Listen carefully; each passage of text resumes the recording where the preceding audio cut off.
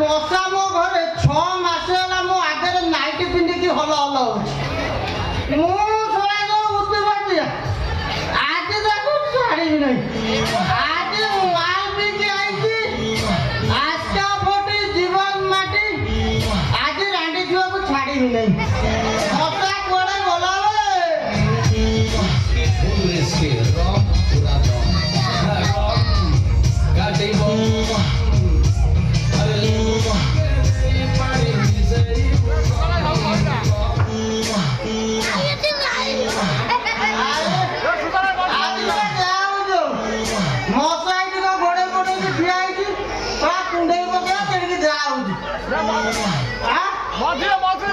ମଝିରେ ନାଉ ଲୁଗା ଫୁଗା ଟେକେର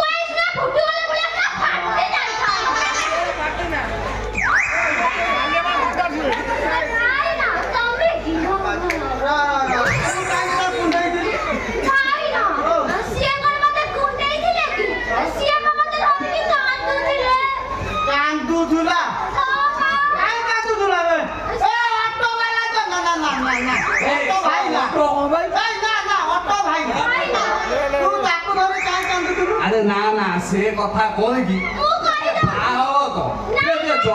বিষয়টা পচারছিলাম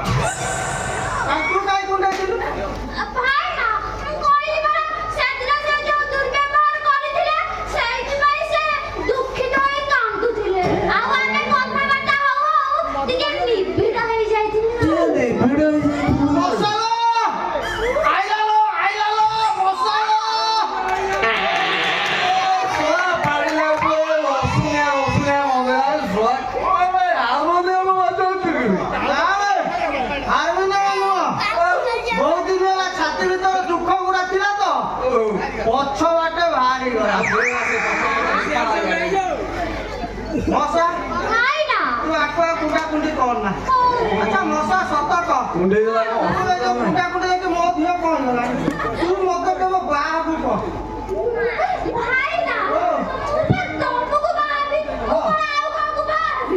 ତାକୁ ବାହା ହବୁନୁ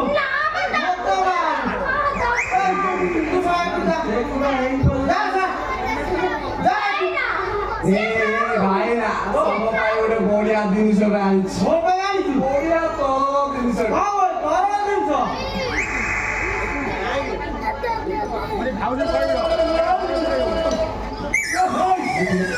ବହୁତ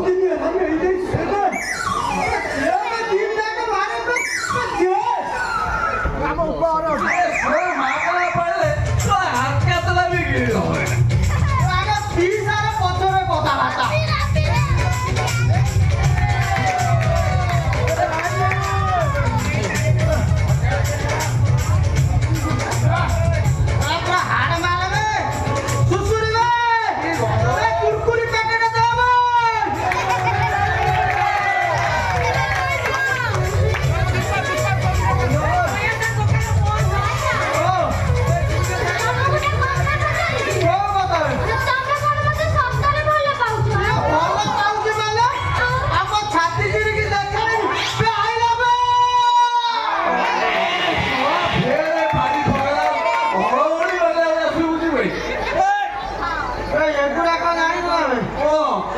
ରାତିର ଖୁସିର ଯୋଉ ଯନ୍ତ୍ରଣା ସବୁ ତାରି ଆଡକୁ କେନ୍ ଦେବି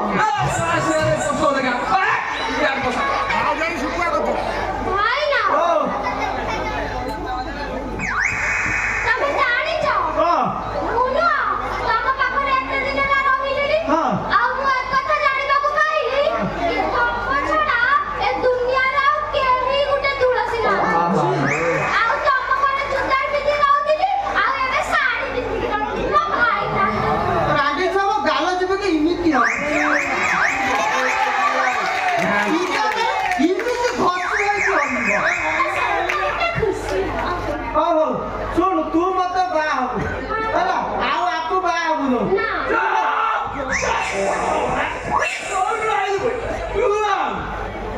ମୁଁ ଏଠି କଣ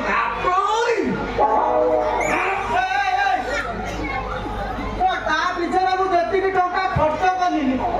ତାକୁ ନ ବାହା ହେଇକି ମୁଁ କଣ ଛାଡ଼ିବି କେତେ ଖର୍ଚ୍ଚ କରୁଛୁ 20,000 ଟଙ୍କା ଦେଇ ଭାଷା ନା ଭାଇନା ସେ ମିଛ କହୁଛି ମୁଁ ବା ତମକୁ ବାହାହେବି ମୁଣ୍ଡ ଛୁରୀ 20,000 ଦେଇ ଓ ଭାଇନା ଆମ ସହ କାହାକୁ ନା ଭାଇନା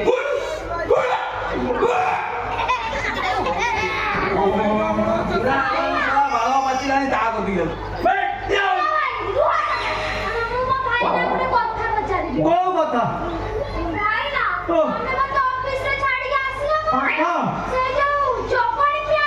ହଁ।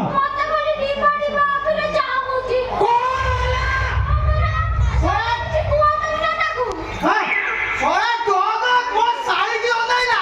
ସେ ଶଳାର ଆଖି ଟାଣି ଆଣିବି ଓ କିଏ ବେ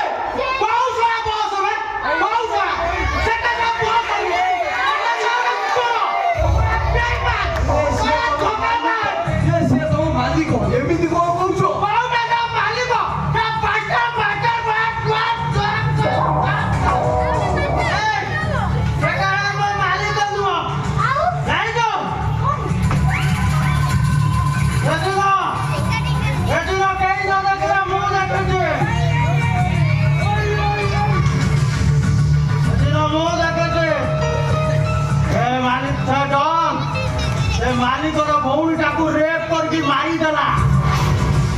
ଆଉ ଏଇ କେସଟା ତା ବାପା ଦେଖିଲା ବୋଲିକି ତା ବାପାଟାକୁ ନେଇକି ଗୋଦାଙ୍ଗରେ ଫ୍ୟାନରେ ଝୁଲେଇ ଦେଲା ଆଉ କଣ କରିଛି ମୁଁ ନିଜେ ଦେଖିଛି ଶଳା ମୋରି ହାତରେ ସବୁ କରେଇଲା ସେ ଯୋଉ ବଙ୍ଗାରୁ ଆସିକି ସେ ଶଳା ଯୋଉ କ୍ୟାସିୟରଟା ରହିଥିଲା ଶଳା ସିଏ ଟିକେ ହିସାବ ପତ୍ର ଭୁଲ କଲା ବୋଲିକି ସେ ଶଳାକୁ ମାରିକି ରେଲ ଲାଇନକି ଫିଙ୍ଗି ଦେଲା ଶଳାକୁ ଛାଡ଼ିବି ନାହିଁ ଶଳା ମୋ ମଶା ଉପରେ ଆଖି ନେଇଛି ମାନେ ସେ ଶଳାକୁ ମୁଁ ଛାଡ଼ିବି ନାହିଁ ସେ ଶଳାକୁ ମାରିବି ତାପରେ ଯୋଉ କଥା ଶଳାକୁ ହାଣିଦେବି ମଶା